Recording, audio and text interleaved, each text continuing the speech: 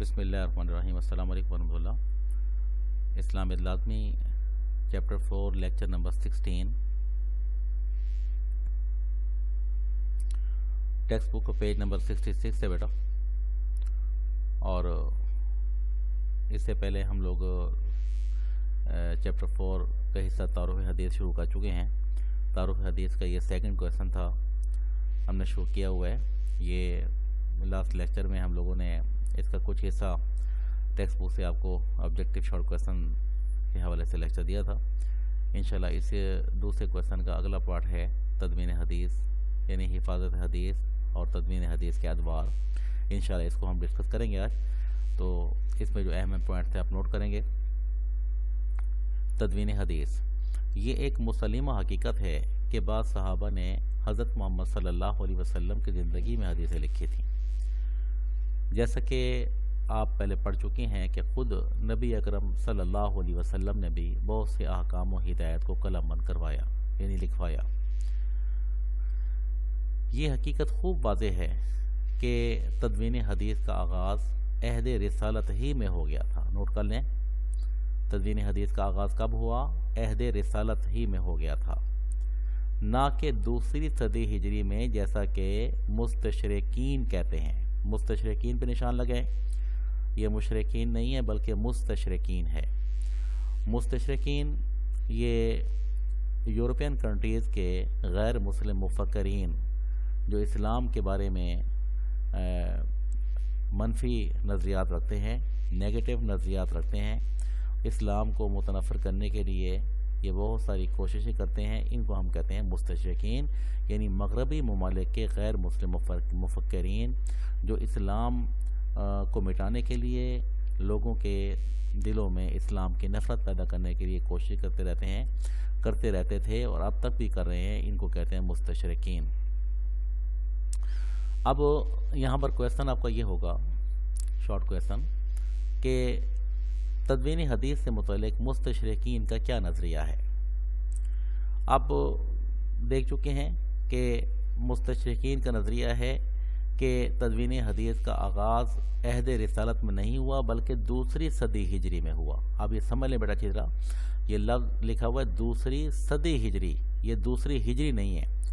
اکثر اسٹوڈنٹ سے یہاں غلطی ہوتی ہے, وہ دوسری ہجری لکھ دیتے ہیں.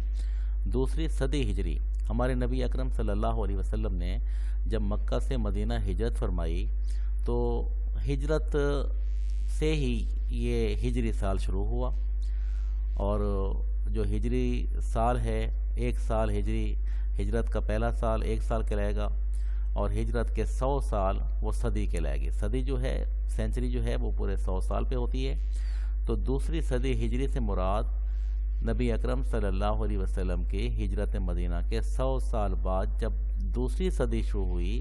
یہ مستشرقین نظریہ رکھتے ہیں کہ یہ حدیث کا آغاز, تدوین حدیث کا آغاز, حدیث کو محفوظ کرنے کا, لکھے جانے کا آغاز یہ شروع ہوا دوسری صدی ہجری میں. دوسرے معنوں میں یوں کہہ سکتے ہیں کہ ان کا نظریہ یہ ہے کہ جیسے اللہ کے رسول صلی اللہ علیہ وسلم نے ہجرت فرمائی, ہجرت کا پہلا سال تھا, اور آپ صلی اللہ علیہ وسلم کا 11 ہجری میں وصال ہوا, یعنی ہجرت کے 11 سال ہوئے تھے جب آپ کا وصال ہوا.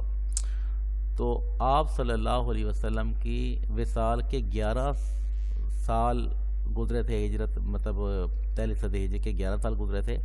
آپ کے وصال کے 89 ایئرز 89 سال بعد صدی ختم ہوئی. اب ان کا نظریہ یہ ہے مستشرقین کا کہ نبی اکرم صلی اللہ علیہ وسلم کے وصال کے بھی 89 سال بعد جب صدی ختم ہو گئی, اس کے بعد سے یہ بعد کے لوگوں نے یہ حدیث لکھنا شروع کیا. یہ سراسر غلط ہے. تو آپ ذہن میں بات رکھیں کہ ہم مسلمانوں کا یہ نظریہ ہے, حقیقت بھی یہی ہے کہ تدوین حدیث کا آغاز جو ہے وہ عہد رسالت میں ہو گیا تھا. کب ہوا تھا؟ عہد رسالت میں ہو گیا تھا, نہ کہ دوسری صدی ہجری میں جیسا کہ مستشرقین کہتے ہیں. تو یہاں پر آپ لوگ نوٹ کریں گے کہ مستشرقین کا نظریہ یہ ہے کہ تدوین حدیث کا آغاز عہد رسالت میں نہیں ہوا بلکہ دوسری صدی ہجری میں ہوا ہے, جو کہ سراسر غلط ہے. یہ اس کا جواب ہے. اسلام کے ابتدائی عہد میں یعنی اسلام کے ابتدائی زمانہ میں احادیث نبوی پر مشتمل جو صحیفے لکھے گئے. صحیفہ بولتے ہیں جیسے کلاس میں ہم لوگ آپ کو کوئی لکھواتے ہیں, آپ لوگ ٹیچرز کے نوٹس تیار کرتے ہیں, اہم پوائنٹس نوٹ کرتے ہیں, اس کے نوٹس تیار کرتے ہیں, اس کو ہم کہیں گے ان نوٹس کو ہم صحیفہ کہیں گے. تو صحابہ بھی نبی اکرم صلی اللہ علیہ وسلم کے اقوال فرامین کو جب لکھ لیا کرتے تھے, پوائنٹس بنا لیا کرتے تھے, تو ان لکھے گئے جو تحریریں تھیں, لکھی گئی تحریریں تھیں, جو ان کے نوٹس تھے, ان کو صحیفہ کہتے ہیں. اسلام کے ابتدائی عہد میں احادیث نبوی پر مشتمل جو صحیفے لکھے گئے, ہمارے پاس ان کا تاریخی ثبوت موجود ہے. ان صحیفوں میں حضرت عبداللہ بن عمر بن العاص رضی اللہ تعالی عنہ کا صحیفہ صادقہ بہت مشہور ہے. اب یہاں پر معروضی بھی ہے, شارٹ کویسچن بھی ہے, نوٹ کریں گے بیٹا آپ. پہلا کویسچن تو یہاں پر یہ بنے گا کہ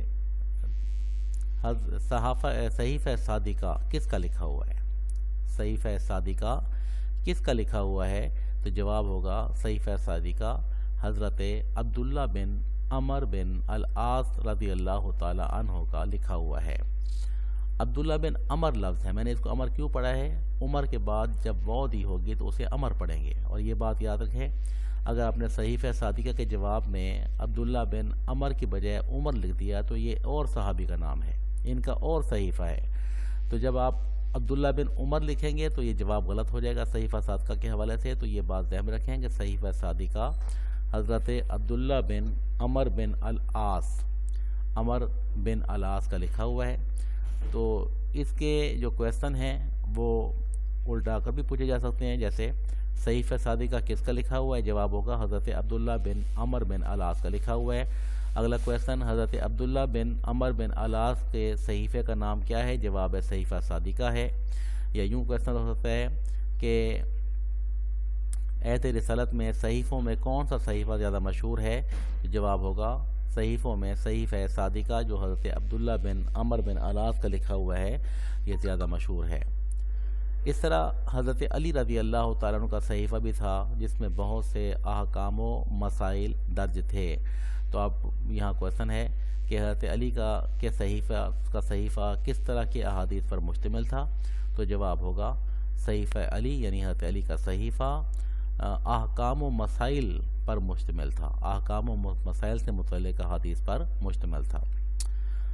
اس سلسلے میں بڑی اہمیت صحیفہ ابی ہریرہ, اس کو ابو ہریرہ بھی کہہ سکتے ہیں, ابی ہریرہ بھی کہہ سکتے ہیں.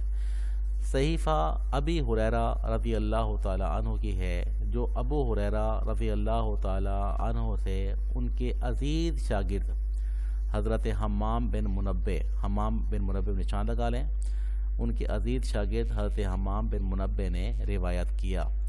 یہ صحیفہ ابی ہریرہ جو ہے یہ حضرت ابو ہریرہ کا لکھا ہوا نہیں ہے, بلکہ ابو ہریرہ اپنے شاگردوں کو جو تعلیم دیتے تھے ان کے شاگردوں میں ایک شاگرد تھے جن کا نام تھا حضرت حمام بن منبع. یہ حضرت ابو ہریرہ کے بیان کردہ احادیث کو نوٹ کر لیا کرتے تھے, اس کے نوٹس تیار کر لیے, اس کا صحیفہ تیار کیا. تو یہ صحیفہ انہوں نے اپنے نام کی بجائے اپنے استاد کے نام سے صحیفہ ابی ہریرہ کے نام سے اسے مشہور کیا. تو صحیفہ ابی ہریرہ یہ ان کے عزیز شاگرد حمام بن منبع نے مرتب کیا.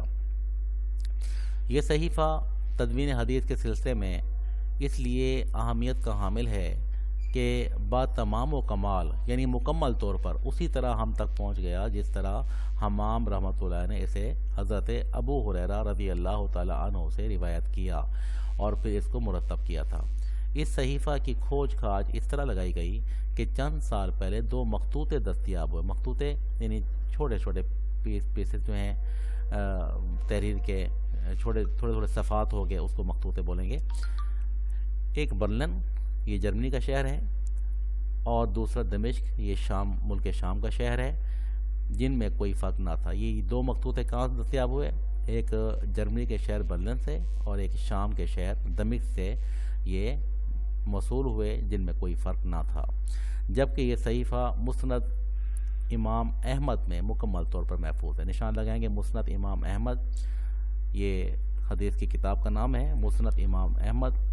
تو یہ کویسچن آپ کو ہوگا کہ صحیفہ ابو ہریرہ کس حدیث کی کس کتاب میں مکمل طور پر محفوظ ہے؟ صحیفہ ابی ہریرہ حدیث کی کس کتاب میں مکمل طور پر محفوظ ہے؟ تو جواب کیا ہوگا؟ حدیث کی کتاب مسند امام احمد میں مکمل طور پر محفوظ ہے۔ نیز اس کی بیشتر احادیث صحیح بخاری کے متعلقہ ابواب میں موجود ہیں۔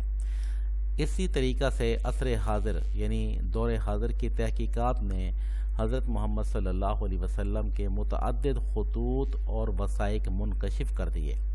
متعدد یعنی بہت سے آپ صلی اللہ علیہ وسلم کے خطوط، وثائق جو بھی تحریریں ہیں آپ کی، منکشف کر دیے، ظاہر کر دیے، جن میں مکوکس مصر کے بادشاہ ہے مکوکس، اور نجاشی یہ حبشہ کا بادشاہ ہے، جس میں مکوکس مصر اور مصر اور نجاشی کے نام لکھے گئے دعوت نامے بھی مشہور ہیں۔ تو بیٹے یہ آپ کا جو دوسرا کویسچن تھا حدیث کے حوالے سے، یہ حفاظت حدیث اور تدوین حدیث کا دور اول، یہ انشاءاللہ ہمارا کویسچن ابھی کنٹینیو ہے، مطلب ٹیکسٹ بکس نے ہمیں آپ کو نشان لگوا دی ہیں۔ اس کا لانگ کویسچن انشاءاللہ ہم آپ کے نیکسٹ لیکچر میں ڈسکس کریں گے۔